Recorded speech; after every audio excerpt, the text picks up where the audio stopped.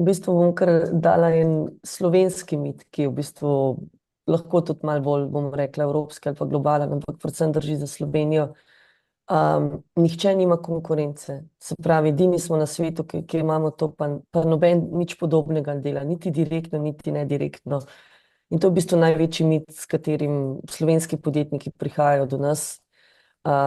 In dejansko to ne drži. Vsi imamo konkurenco, mi kot osebe imamo konkurenco in tega se je treba zavedati in konkurenca je veliko krat dobra, ker ti pove, da tudi je potreba na trgu, drugače njih ne bi bilo, kar pomeni, da imaš nekaj, kar bo trg hotel in se ti ne bo treba 2 leti ubijati s tem, da boš preveril, a imaš trg, ampak nekaj podobnega obstaja, torej imam podobno rešitev, torej imam možnost, da imam trg in v bistvu trg je edini, ki je ključen v vsej te podjetniški zadevi, ker trg ti plača in ti da v bistvu denar na račun.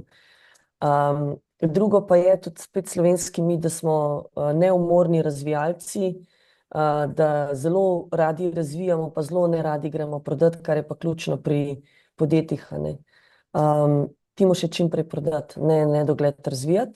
Je pa res, da, ja, da tudi na koncu produkt, ki ga razvijaš, mora biti lep, mora biti dizajnersko oblikovan, mora biti všečen in tako naprej.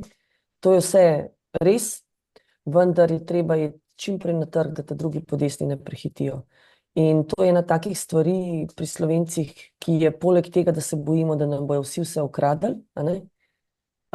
taki miti, ki pač ne držijo, nihče vam ne bo nič ukradel, ker naloga vlagateljev ni, da vam jemljejo stvari, ampak da vas podprejo.